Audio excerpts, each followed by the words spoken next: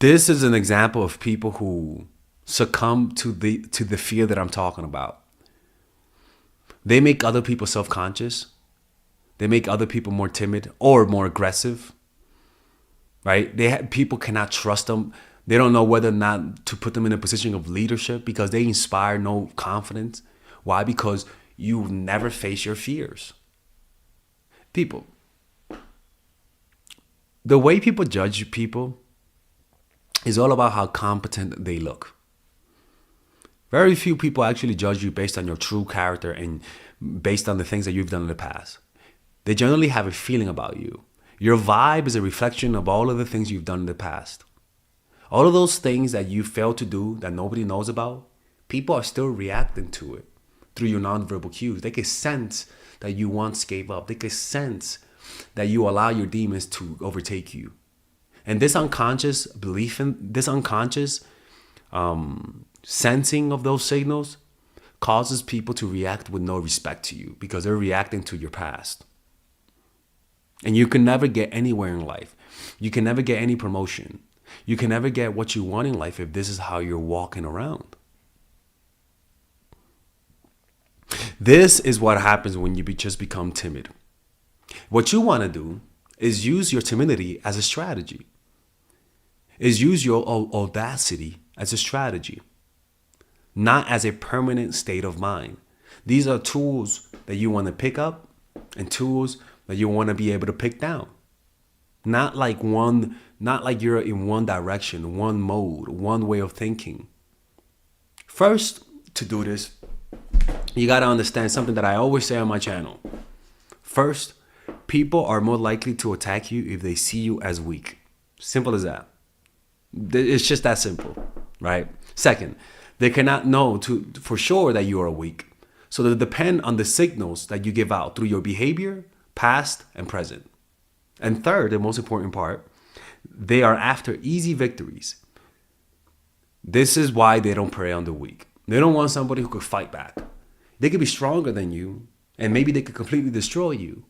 But if they sense that you're going to fight back, they'd rather leave you alone. Just an example of Frederick Douglas. It's one of my favorite stories.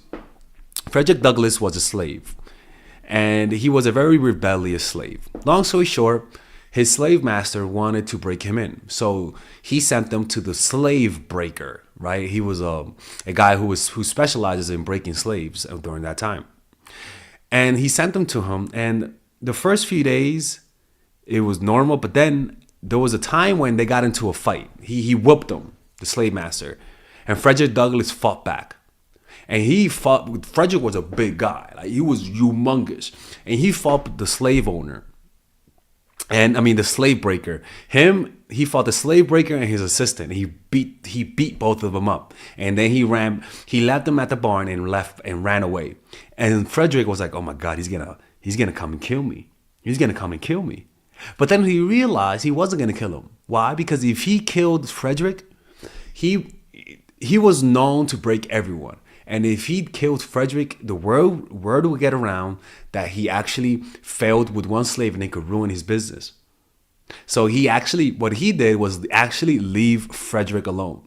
And that's when Frederick said, that's when I became a man. That's when I felt like I was born. And ever since then, that slave guy never touched Douglas, never beat him, and was actually very careful around Douglas. And Douglas realized the power of fighting back. The power of standing up to someone. What tends to happen is that one act of audacity will literally create an aura of power around you. And you succumbing to people's abuses, you taking the bullshit that people give you. What they realize is that they actually lose respect for you. One of the things about bullies is that bullies respect people with audacity. An example was when I was playing basketball. I think I told the story, and how this one guy just kept talking shit to one of my teammates. Just kept talking shit, called him a bitch. This dude was going in, getting in his face, and my teammate wasn't doing anything. My teammate was just hooping and letting his game speak to him. Towards the last play of the game, it was almost the end of the game. The guy got in my teammate's face, and my teammate just out of nowhere clocked him. Pop, pop. I just clocked him and went back to playing basketball. That guy was quiet the rest of the game. Another example was this. I was in New York City, and there was this one guy who was fighting this Mexican guy. Long story short, I caught them when they were confronting each other. The Mexican guy had a knife, and the white guy didn't have anything. But you know what the white guy had? A pair of fucking steel balls, man. This dude was the most audacious person I've ever seen in my life. This guy was like this, literally. Okay, this is what imagine you're the Mexican guy. He was like, go ahead, fucking stab me. You got one motherfucking stab, and when I grab you, I'm gonna choke the living shit out of you. Go ahead, stab me. Go ahead. Only one. You only get one stab. That's what I remember him saying. You only get one stab. After that, I'm gonna grab you and choke the shit out of you. And the guy was like, and they both backed off. And I was like, yo, I've never seen that level of audacity, that level of boldness. Disarm a guy with an actual weapon. His weapon was literally his balls, his boldness. Like, it's insane how that works. So what did he do? The first law, remember, they will attack you if they think you're weak. So he thought he was weak because he didn't have a knife. But then, people don't know whether or not you're weak. And so they observe your behavior, past and present. And the behavior of that guy was fearlessness. So then the guy realized that if he fought him, he was going to be able to beat him and stab him, but in the process of fighting him, he could get hurt. So what did he do? He backed off. Pretty much the same laws. You see, timidity doesn't inspire love, doesn't inspire ay bendito, doesn't inspire people feeling bad for you. What it just inspires is disrespect. It's just that simple. It's unfortunate, right? It does suck, but it's just that simple. Niceness doesn't inspire niceness. It doesn't. It just inspires pity. You might confuse niceness with just them feeling pitiful of you. Only time niceness elicits niceness is when it's strategic, is when it's in the person's best interest. What they really are secret warriors, wolves disguised as sheep. Slippery people who act nice to hide their aggression. That's all they are. Never out of a natural response, because niceness just doesn't inspire niceness. You got to get that through your heads. Timidity only inspires people to procrastinate, aggression, more deception. It's like asking for your money back to someone who owes you money, and all you do is like, can you give me my money back? You're not gonna get your money back. You're too weak. You're too timid. You're not. They're gonna procrastinate because they don't respect you. You must become that person, nice on the outside, but aggressive on the inside. Where you are diplomatic on the outside, but you are unrelentless. You are relentless on the inside. So timidity, on the other hand, causes you to drive in one direction, one gear. What you want to be able to do is use timidity and niceness as a way to change the tempo, to mix things up. Moments of timidity and moments of boldness, moments of audacity. Overcoming this and using these tools will give you a different gear. An example was Vlad the Impaler. Vlad, long story short, he was getting abused in his castle, right? He was a prince, I think so, right? Long story short, the kings of that time used to really beat up on him, make fun of him, and he was really quiet. The reason why he was really quiet is because he knew it wasn't his time.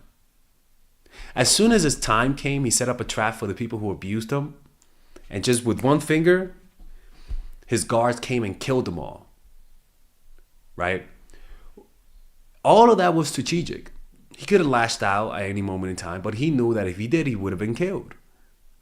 And so he used his timidity to buy himself time.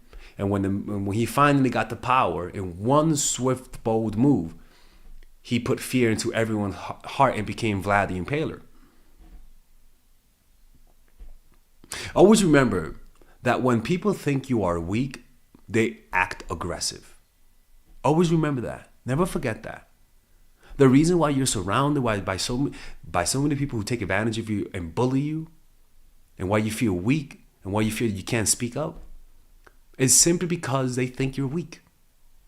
They think you're timid. They think you won't stand up.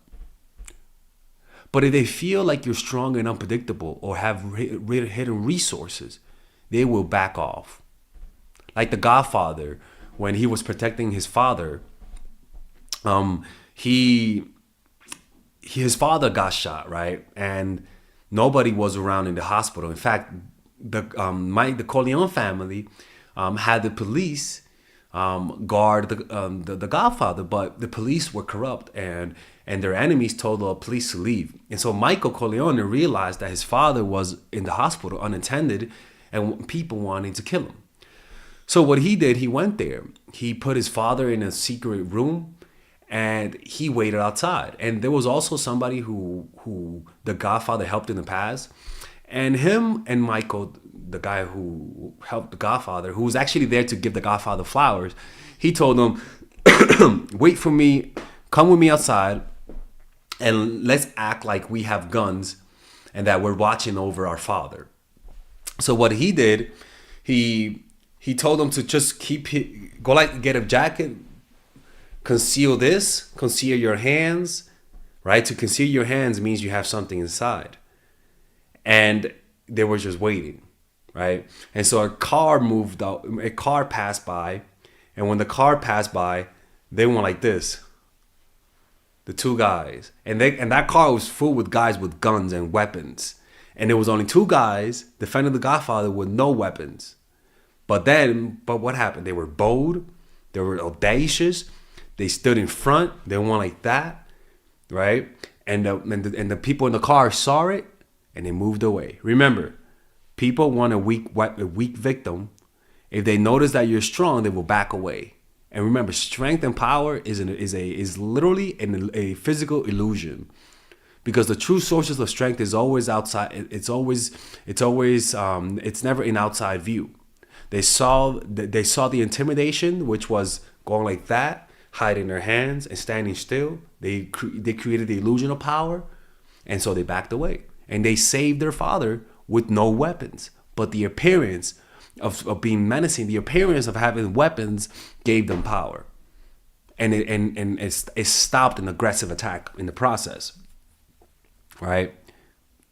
This perception of vulnerability can potentially trigger aggressive behavior in some individuals, as they may feel a sense of power or dominance over those who seem less likely to assert themselves. If they would have saw no one there and what they would have sensed was weakness, gone inside the hospital, shot the whole place up, and killed the Godfather, right? You got to realize that people get addicted to weak people. You literally become an addiction to people who are bullies.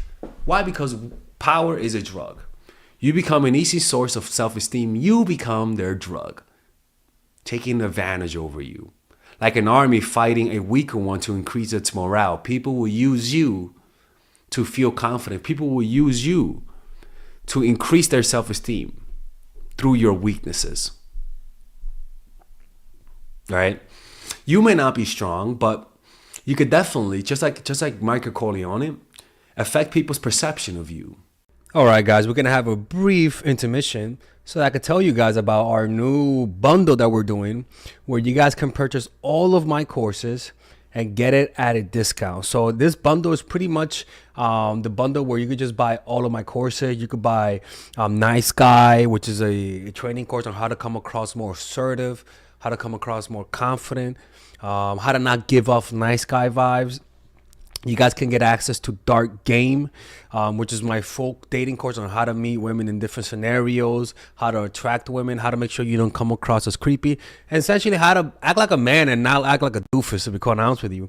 And you get all of these bonuses, which is the bonuses of Dark Game, the bonuses of Practical Mastery, which is about how to master a skill, Social Mastery, which is how to master your social life, and the Laws of Human Nature, which is a book club videos that I had dissecting Robert Greene's book.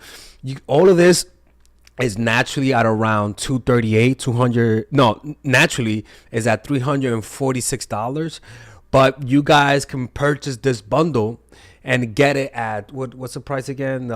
Get it at 238 pretty much. So you guys can purchase it right now. It's a money back 30-day money back guarantee. It's a good way to, rather than just buying them individually and paying extra, you guys can just purchase everything at a discount price. Now, the only thing I don't like is the fact that I'm giving you a lot of information at the same time. That makes me kind of scared, because a lot of times people don't do the things that I teach when you get too much information.